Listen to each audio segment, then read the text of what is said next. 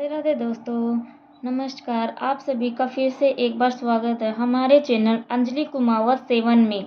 आप सभी को एकादशी की हार्दिक शुभकामनाएं। कामिका एकादशी व्रत कथा। आज इस वीडियो के माध्यम से हम आपको कामिका एकादशी व्रत की कथा सुनाने वाली हूँ। तो दोस्तों, वीडियो पसंद आए तो लाइक, सब्सक्राइब एंड कमेंट जरूर कर दीजिएगा और कमेंट बॉक्स में राधे राधे, जय श्री कृष्णा लिख दीजिए। तो चलिए दोस्तों, वीडियो शुरू करते हैं। इस साल कामिका एकादशी व्रत 21 जुलाई यानी सोमवार को मनाई जाएगी। इस दिन श्री विष्णु जी की पूजा की आर्थिक, मानसिक और धार्मिक लाभ के साथ पापों का नाश होता है। आइए जानते हैं कामिका एकादशी पूजा से लेकर व्रत और पौराण की विधि, व्रत और कथा। कामिका एकादशी व्रत कथा। सावन में जब हर ओर हरियाली और भक्ति का माहौल होता है, तो ऐसे में कामिका एकादशी का आना भक्तों के लिए किसी सौगात से कम नहीं होता। ये एकादशी सावन माह के कृष्ण पक्ष में आती है और इस साल ये तिथि शुरू हो रही है 20 जुलाई दोपहर 12:12 से और जो समाप्त होगी 21 जुलाई सुबह 9:30 बजे। इसलिए व्रत रखने का सही दिनांक सोमवार 21 जुलाई 2025 को है।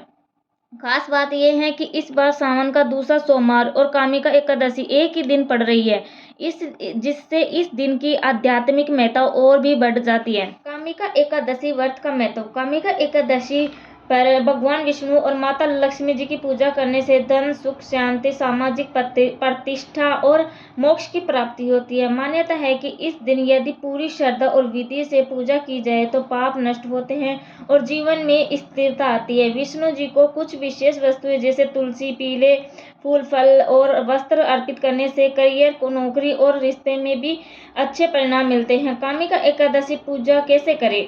सुबह सुबह स्नान कर तन मन को शुद्ध करें, सूर्य नारायण को जल चढ़ाए और व्रत का संकल्प ले। घर के स्थान कोण मतलब उत्तर पूर्वी दिशा में एक चौकी रखें, उस पर पीला कपड़ा बिछाएं।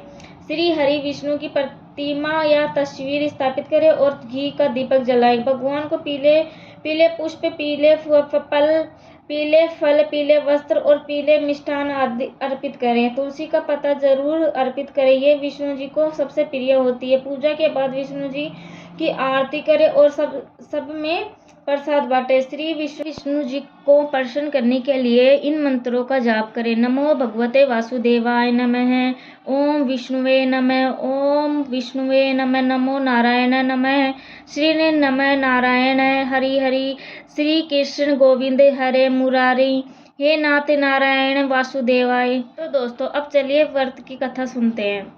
कामिका एकादशी व्रत कथा। बहुत समय पहले की बात है। एक गांव में एक क्षत्रिय रहता था। एक दिन रास्ते में उसकी किसी बात पर एक ब्राह्मण से कहासुनी हो गई। बात बढ़ी और क्षत्रिय ने आवेश में आकर ब्राह्मण को धक्का दे दिया। दुर्भाग्यवश ब्राह्मण गिरा और उसकी मृत्यु हो गई। घटना के कुछ ही समय बाद क्षत्रिय को अपने किए पर पछतावा हुआ। उसने ब्राह्मण के अंतिम संस्कार की जिम्मेदारी ली और गांव के लोगों से क्षमा भी मांगी, लेकिन गांव के पंडितों ने साफ मना कर दिया। उन्होंने कहा, तुम पर ब्राह्मण हत्या का दोष है। जब तक तुम उसका पश्चाताप नहीं करते, हम कोई धार्मिक कार्य नहीं शामिल करेंगे। अब क्षत्रिय परेशान था। उसने बार बार विनती की कि उसे कोई उपाय बताया जाए जिससे वह इस पाप से मुक्ति हो सके। पंडितों ने उसे सलाह दी, अगर तुम सच्चे मन से सावन के कृष्ण पक्ष की एकादशी यानी कामिका एकादशी का व्रत रखो, भगवान विष्णु की पूजा करो, ब्राह्मणों को भोजन करवाओ और दान दो, तो तुम अपने अपराध से मुक्ति हो सकते हो।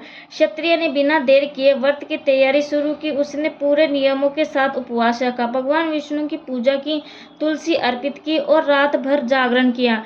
उसी रात से सपन में भगवान विष्णु के दर्शन हुए। उन्होंने मुस्कुराकर कहा, तुमने सच्चे मन से पश्चाताप किया है, तुम्हारे पुण्य कर्मों और भक्तों से मैं प्रसन्न हूँ। अब तुम ब्राह्मण हत्या के पाप से मुक्त हो चुके हो।